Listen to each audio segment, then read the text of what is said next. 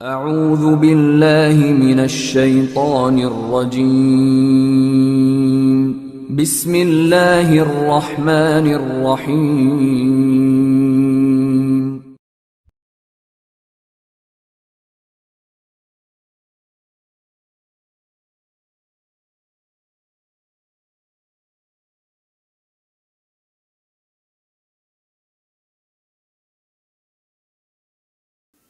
Apakah para ustadz Allah lebihkan rezekinya dibandingkan orang-orang biasa?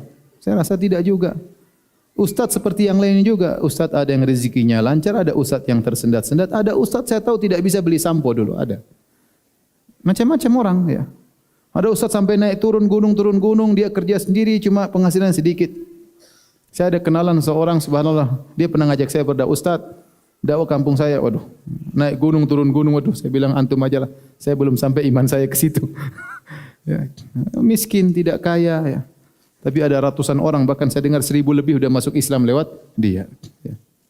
Jadi tidak semua ustadz kemudian rezekinya lebih banyak daripada yang ustadz pun demikian. Sebagaimana antum, ada yang kaya, ada yang miskin, ada yang sedang-sedang. Ya. Kenapa? Karena ana lihat seorang ustadz mudah sekali poligami. Waduh, ini barometer rezeki poligami. Sedangkan anda lihat orang-orang biasa seperti anda susah sekali poligami. Baru ngomong aja sudah dimarahin istri. Apalagi langsung praktek. Ente kayak tahu rumah tangga ustadz aja. Apakah ustadz kalau bilang poligami gak dimarahin istrinya? Itu jangan sok toy, paham? Ada tidak semua yang antum bayangkan seperti itu. Ya. Ada beberapa, ada ustadz berpoligami ribut datang ke rumah saya, ribut. Istrinya bilang harus maunya ke Ustadz Firanda, dia datang. Teman saya sendiri poligami ribut di mahkamah pengadilan di rumah saya. Ya, tidak semua yang antum ya sudahlah antum syukuri yang antum apa punya, ya, syukuri. Antum jangan kemudian tidak bersyukur akhirnya istri yang sudah ada antum sia-siakan. Nikmati yang ada ya. Nikmati yang ada. Kalau memang antum pantas dapat berpoligami, Allah akan kasih. Kalau belum pantas ya bersabarlah. Ustaz, saya minta nasihatnya karena saya sering sholat, kajian dan ibadah lainnya hanya karena disuruh orang tua. Saya tidak mengharap pahala, tapi saya hanya niatkan karena Allah saja. Ya, sayang ya. Jadi niatnya ditambah, niat untuk menyenangkan hati orang tua dan niat karena Allah Subhanahu wa taala. Toh tetap saja datang pengajian, toh tetap saja sholat, mau enggak mau tetap apa? Sholat. Dia tinggal ditambah niatnya. Ya, bahwasanya hidup ini ya saya perlu punya bekal di akhirat. Alhamdulillah saya pun sholat, saya pun di pengajian meskipun dipaksa orang tua. Niatnya dibenarkan niatnya karena ya ikhwan kita semua akan meninggal dunia dan kita butuh apa?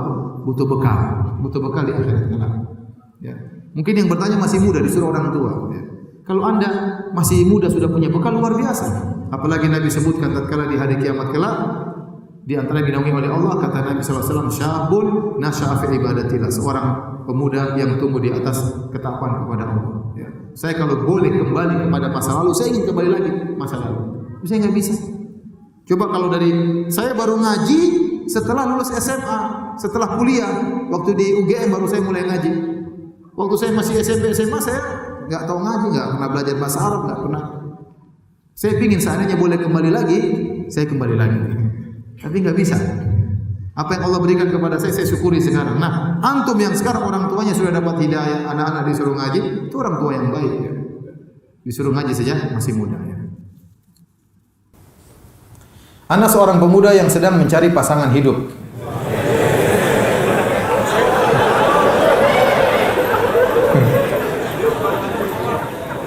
Lantas ana sering memandang wanita soleha yang memakai jilbab, entah itu di jalan atau di tempat yang lainnya. Apakah ana salah dengan memandangnya dengan niat mencari calon istri?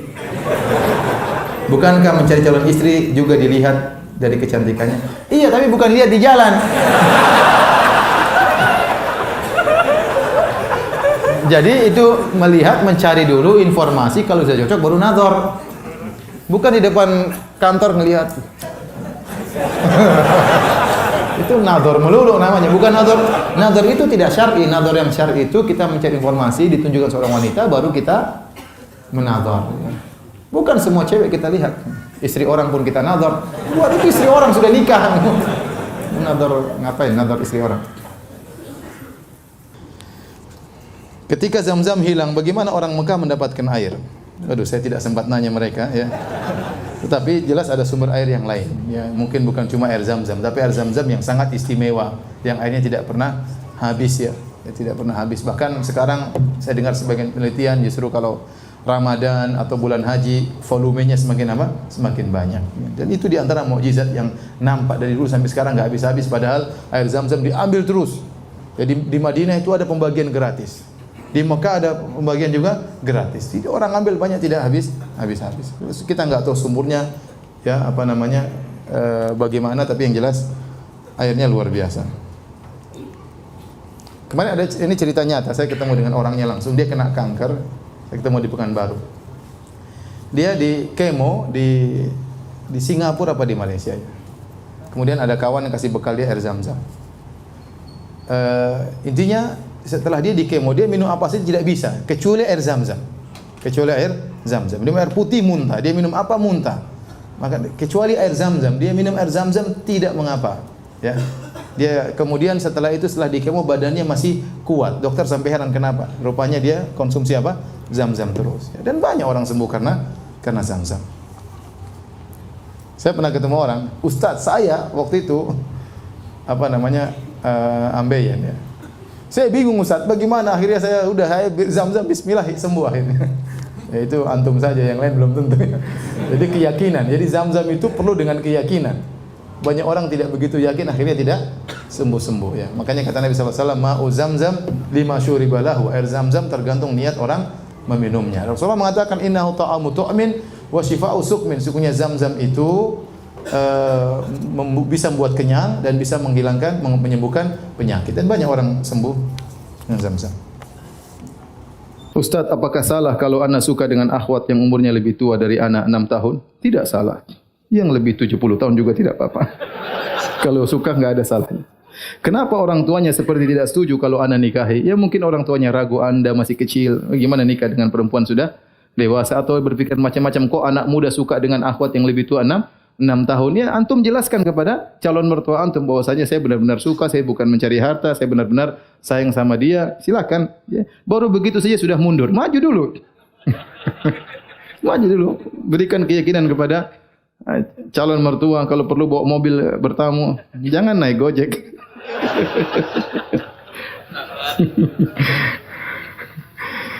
Saya sering bilang sekarang tidak ada namanya apa? Wanita cinta buta, sudah enggak ada sekarang. Semua bisa bedakan mana motor, mana mobil. Dahsyatnya fitnah wanita memang luar biasa. Walaupun dengan lelaki yang sudah menikah. Pertanyaannya atas hal tersebut, apakah diperbolehkan seorang laki berpoligami untuk menghindari bahaya tersebut? Ini yang tanya sudah tahu jawabannya. Saya bilang masalah poligami, masalah syariat yang lainnya. Ya. Seorang bertakwa kepada Allah ya, dengan mempertimbangkan segala hal. Ya. Tentu jawabannya boleh. Seorang berpoligami untuk menghindarkan fitnah wanita. Ya. Tentu jawabannya boleh. Tapi poligami punya persyaratan tersendiri. Ini pertanyaan banyak sekali masalah poligami. Saya tidak ingin jawab. Kasihan menyakitkan hati para istri. Saya mohon sangat dibacakan pertanyaan saya. Ya udah saya bacain deh. Saya mengenal sunnah sejak 2005 dan mulai mengamalkan sunnah sejak 2008. Saya mempunyai istri yang cantik dan keluarga besar yang hampir semua mengenal sunnah, dan saya punya kehidupan harta yang sangat layak. Tahun 2015 awal saya terkena fitnah wanita. Selama 6 bulan saya melakukan perbuatan keji yang hampir saya tidak bisa menghitung berapa jumlahnya. Saya seperti orang mabuk ya dan gila. Semua pemahaman saya tentang agama seperti hilang karena fitnah ini. Jadi dia berzina maksudnya. Setelah 6 bulan saya tersadar dan menutup semua akses ke fitnah wanita tersebut. Ke fitnah wanita. Sudah hampir 3 tahun berlalu, rasa sakit saya tidak pernah hilang dari hati saya. Saya menangis setiap hari dan sangat menyesal. Kenapa saya bisa jatuh berdosa tersebut, Ustaz? Apakah karena ujub? Mohon nasihat bagi hati saya merasa amalan tiada arti dan berguna di hadapan Allah. Saya katakan, kita menangisi dosa-dosa kita ya, karena sampai tadi berzina berulang-ulang ini dosa bukan sepele ya. Dosa bukan sepele. Allah menyebutkan zina adalah dosa yang spesial. Kalau ada dosa-dosa besar, ini dosa yang super besar. Makanya Allah sebut dalam surat Al-Furqan, kata Allah, walladzina la yad'una ma'allahi ilahan akhar wa la yaqtuluna nafsa allati harramallahu illa bil haqq wa la yaznun. Wa may yaf'al dzalika yalqa athama yudha'af lahu al-'adzabu yaumal qiyamati wa yakhlud fihi muhana illa man taba. Dan orang-orang tidak pernah berbuat syirik, dan orang-orang tidak pernah membunuh orang lain, dan orang-orang tidak pernah berzina. Ini 3 dosa yang sangat besar. Syirik, membunuh orang, dan apa? Berzina ya. Syirik berkaitan dengan hak Allah, membunuh orang berkaitan dengan apa? Orang lain, berzina dosa hawa nafsunya ya. Kata Allah, wa may yaf'al dzalika yalqa athama. Barang siapa melakukan 3 dosa ini, maka dia akan mendapatkan dosanya. Yudha'af lahul adzabu yaumal qiyamah. Dia akan dilipat gandakan dosanya, azabnya pada hari kiamat. Wa yakhlud fihi muhana, dan dia akan kekal dalam neraka dengan kondisi terhina. Tapi kata Allah, illa man taba, kecuali orang yang bertaubat ya. Maka ya seorang ya terjerumus dalam kemaksiatan itu sebab karena dosa yang dilakukan sebelumnya. Dosa membawa orang kepada dosa yang lain. Tetapi pintu taubat Allah terbuka. Maka saya sampaikan kepada orang ini ya, benar-benar menutup akses fitnah wanita. Jangan sampai terjebak dengan ya di jebakan yang sama. Seorang lelaki harus cerdas, dia tahu kapan imannya naik, kapan imannya turun. Dia tahu dia lemah dalam sisi ini, dia tahu dia kuat dalam sisi ini. Maka jangan dia coba-coba mengulangi pada perkara yang lemah. Allah sekarang kasih dia kesempatan untuk bertobat. Dia mulai ikut pengajian lagi, alhamdulillah ya. Entar lagi mudah-mudahan bisa ketemu dengan bulan Ramadan. Maka jangan coba-coba untuk mengulangi fitnah tersebut ya. Dan banyak bertobat kepada Allah, dan husnudzan jika orang kembali kepada Allah dengan taubat nasuha ya, dengan taubat yang sesungguhnya, tidak mengulangi lagi, maka Allah akan ampuni dosa tersebut dengan mudah bagi Allah Subhanahu wa taala ya. Dan jangan pernah ceritakan ini kepada orang lain. Ustaz, bagaimana kalau suami ingin dia layani saat anak-anak masih beraktivitas? Dosakah seorang istri menolaknya? Jangan tolak. Alasan, nak jangan ganggu, Umi sama Abi mau beraktivitas. Banyak alasan lah. Umi lagi sakit pusing kepala ya, atau lagi ingin dipijit, Abi lagi pijit dan ganggu ya. Bisa lah. Kasihan suami kalau nggak dilayani. Bisa lah anak-anak dia diusir. Jangan ditolak. Selama ada jalan keluar, kenapa kita tidak tempuh jalan keluar tersebut? Contohnya bilang lagi ingin apa, urusan apa, jangan ganggu ayah dan ibu, lagi ingin istirahat, ya banyak cara. Anak sudah menikah dan alhamdulillah sudah dikaruniakan 2 orang anak. Anak kadang sering bermimpi bertemu dengan mantan anak. Maksudnya yang dulu anak maui nikahi tapi gagal. Itu pertanda apa ya Ustaz?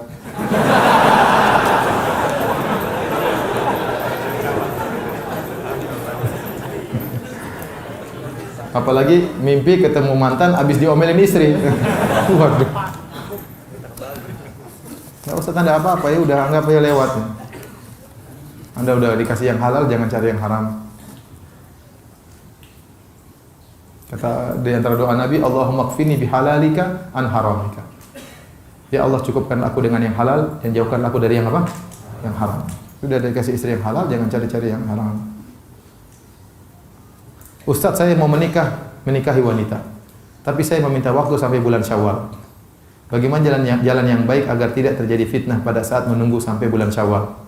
Saya pun tidak pacaran, tapi kita sudah sepakat mau menunggu sampai Syawal. Ya sudah, tunggu aja. Enggak usah macam-macam ya. Tunggu saja.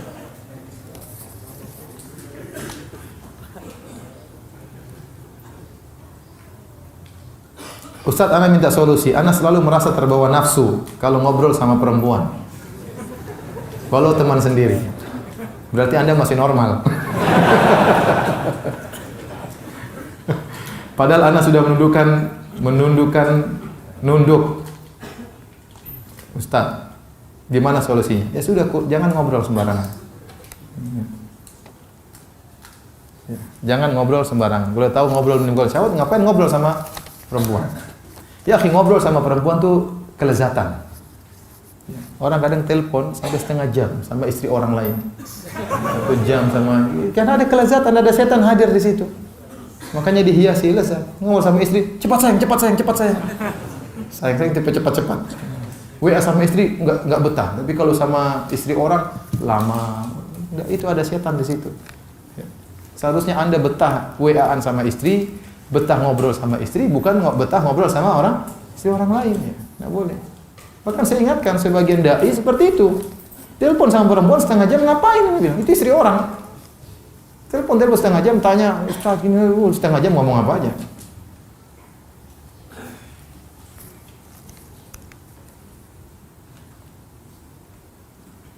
Jika ada seorang ikhwan menyukai seorang akhwat, ya jelaslah, ikhwan suka akhwat. Namun akhwat tersebut belum mengenal sunnah. Bolehkah ikhwan tersebut mendoakan agar akhwat tersebut mengenal sunnah? Ya bolehlah. Ya, boleh. Abu Jahal saja pernah didoain Nabi supaya apa? Surga Abu Jahal atau Umar. Ternyata Umar yang dikabulkan oleh Allah Subhanahu wa taala. Apalagi akhwat. Tapi antum jangan nyesal, begitu dia kenal sunnah dia suka laki-laki lain ya sudah.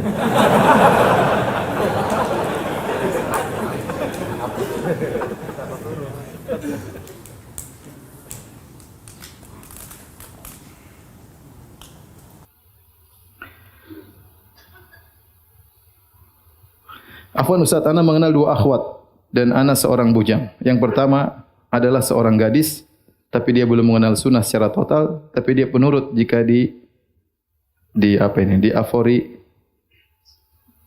kafan sunnah, apa maksudnya? Disodori, enggak tahu lah. Yang kedua adalah seorang janda, tapi dia sudah mengenal kajian. Oh, disodori kajian sunnah dia nurut, ya. Yang gadis tadi belum mengenal sunnah secara total tapi tertarik. Yang kedua seorang janda, tapi dia sudah mengenal kajian sunnah dan sering mengikuti kajian sunnah dan dia sudah memiliki buah hati yang berumur 3 tahun. Afwan Ustaz, mana yang anda pilih di antara 2 akhwat tersebut? Ana yang pilih apa ente yang pilih?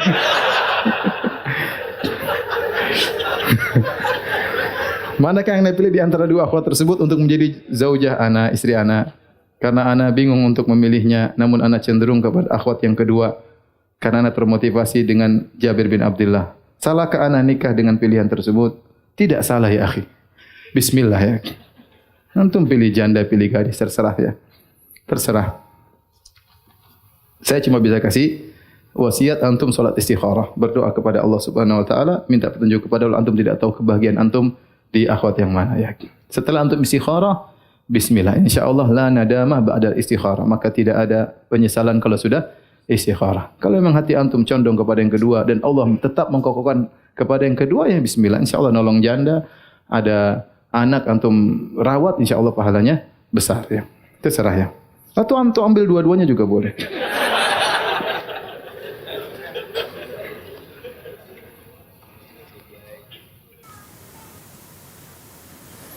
Saya pernah bercanda kepada teman dengan berkata, saya lebih baik memindahkan gunung Uhud daripada belajar naik motor. Apakah saya terjadi dalam dosa besar dan harus bertobat? Apakah yang harus saya lakukan? Ya, ya itu hanya, ya sudah istighfar aja, ya, tidak apa-apa ya. Karena antum tidak bersumpah, cuma mengatakan, ya kecuali antum bilang demi Allah, ya lain cerita ya. Tapi kalau antum hanya mengatakan lebih baik saya memindahkan gunung Uhud daripada belajar naik motor, ya. Ya udah, ya istighfar aja, sudah belajar naik motor aja, tidak apa-apa. Baik, demikian saja kajian kita. Subhanakallah bihamdik, asyhadu an la ilaha illa anta astaghfiruka wa atubu ilaik. Assalamualaikum warahmatullahi wabarakatuh.